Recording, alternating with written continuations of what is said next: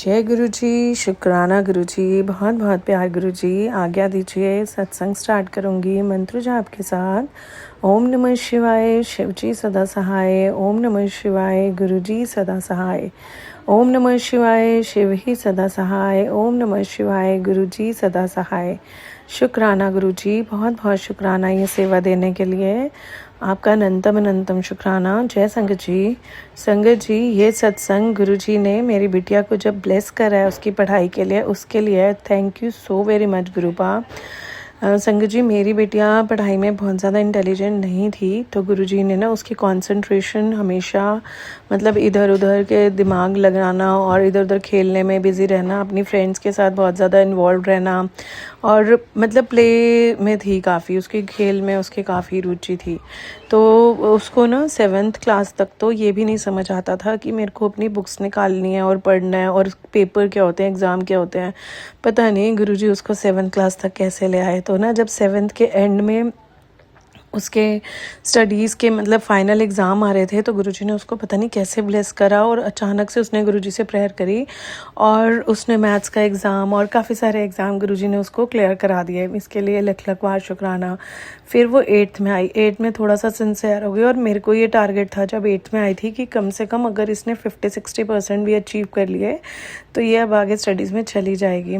तो ये मैं स्टार्टिंग ऑफ 8th में ये बात यूजुअली बोल देती थी मुँह से, और ना गुरुजी ने वो बात शायद मेरी सुन ली थी उसी समय। अब मेरी अरदास वो सुन ली थी जो मैं यूजुअली हम लोग घर में बोलते हैं।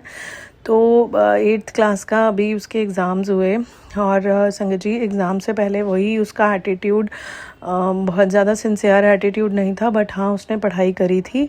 बट उसके पढ़ाई में अभी भी बहुत ज़्यादा नेग्लिजेंस और सिली मिस्टेक्स बहुत ज़्यादा थी। मतलब अगर मैं मैथ्स के एग्ज़ाम की बात करूँ तो way of doing is like बहुत लाइटली मोड की, लाइक कर दिया मैंने, केयरलेस एटीट्यूड। और ऐसे ही सेम दूसरे एग्ज़ाम्स में लर्निंग तो कर लेना बट लिखने के अंदर बहुत सारी प्रॉब्लम्स आ रही थी। तो मैंने बस उसको बोला कि अपने एग्ज़ाम से पहले बस अब तू ना 10 डेज़ बचे हैं, तेरे पास टाइम तो बिल्कुल ही नहीं बचा कि मैं तेरे को बहुत डीपली तैयारी करा पाऊँ। तो तू बस गुरुजी से प्रेयर कर अपने लिए कि गुरुजी मुझे ना बेशक से बस पास करा दो, मैं 9th में आके खूब पढ़ूंगी। तो ना उसने अपने मन से क्या बोला गुरुजी को, और गुरुजी तो उसको वैसे ही बहुत सारी ब्लेसिंग्स दे देते हैं। तो संगत जी उसने ना एंड डेज़ में मेरे साथ टिक के बैठ के 2-2 दिन जो भी उसके एग्ज़ाम्स के ऑफ मिले थे उसके अंदर उसने खूब सारी पढ़ाइयाँ करवा दी गुरुजी ने। जब मैं बैठती थी तो मैं हमेशा गुरुजी से प्रेयर करती थी कि गुरुपा आप ही पढ़ाओ इसको, क्योंकि मेरे बस का तो नहीं है। और संगत जी वो ना मेरे से ना वो वाले पॉइंट्स गुरुजी उसको वो वाले क्वेश्चंस करवा देते थे मेरे थ्रू, उसको वो करवा देते थे जो उसके एग्ज़ाम में आने होते थे। तो मेरे थ्रू ये बुलवा ले होते थे कि ये कल करके जा, क्योंकि इसी में से एग्ज़ाम आना है, उसको ध्यान से सुन क्या क्या पॉइंट्स बनाने हैं। बहुत अच्छे से गुरुपा ने ना उसको एक एक चीज़ की तैयारी कराई। और जब वे घर से जाती थी तो मैं उसको बोल देती थी कि गुरुजी से प्रेयर करके जा कि आप मेरे साथ चलो गुरुपा, और आप ना मेरे को हर पेपर में मेरे साथ रहना। तो संगत जी उसका ना हर एक पेपर गुरुजी ने उसको दिलवाया, उसको खूब सारी ब्लेसिंग्स दी। ऑब्वियसली उसके बस की बात नहीं थी और मैं भी जानती हूँ कि मेरे बच्चे का कैलिबर इतना नहीं था, लेकिन हाँ गुरुजी के बच्चे का कैलिबर बहुत था, वो उन्हें पता है क्या था और कैसे निकालना है।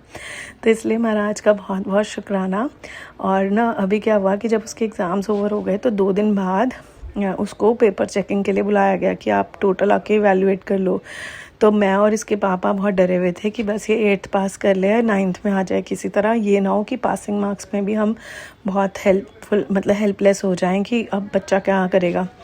और संगत जी जब वो अपने एग्ज़ाम्स का बस अभी तो वो फाइनल एग्ज़ाम नहीं बने हैं, बट जब उसने हमारे को आके अपने एग्ज़ाम्स के मतलब बताए कि भी मेरे ये मार्क्स आए हैं, तो उसके 50% शी हैज़ स्कोर्ड।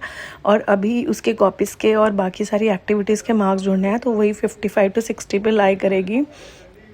तो महाराज का बहुत बहुत शुक्राना कि मेरे बच्चा जो महाराज का बच्चा है जिसको उन्होंने लाइफ ब्लेस करी है, अब तो उसी की उन्हीं की बिटिया है। तो गुरुजी आपने थैंक यू सो मच कि आपने उस बच्चे को इतना ब्लेस कर दिया, अपने बच्चे को इस लायक बना दिया कि ऑन एन एवरेज पे आ गई एटलीस्ट। अब 9th में तो आप ही पढ़ाना, प्लीज़ आप ही पढ़ाना, मेरे पास का नहीं है। क्योंकि मैं तो सच में घबराई पड़ी हूँ उसके एटीट्यूड को लेकर। और वो बहुत ही मतलब ऐसे वाली बच्चा ही है, अभी तक बच्चा बुद्धि है कि आप ही पढ़ाओगे तो मैं पढ़ूंगी, नहीं तो मैं नहीं पढ़ूंगी।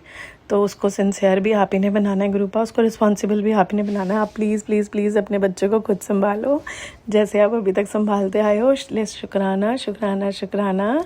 और मुझसे सत्संग को करते वक्त पे भूल चुकी हूँ तो माफ़ कीजिए गुरुजी। वैसे गुरुजी सच में मुझे माफ़ करो, क्योंकि शायद मैंने गलत बोल दिया कि आप ही संभाल लो। मतलब संभालना आप नहीं है, आप जैसा भी उसको बनाओगे हमें मंजूर करवाने के भी राज़ी भी आप ही करना। तो मतलब आप देख लो गुरुपा कैसे करना, ये वाली बुद्धि का खाता आपके पास है। महाराज मुझसे सच में कोई ये सत्संग करते वक्त भूल चुकी है तो प्लीज़ माफ़ कीजिए संगत जी, मुझे माफ़ कीजिए। शुक्राना गुरुपा।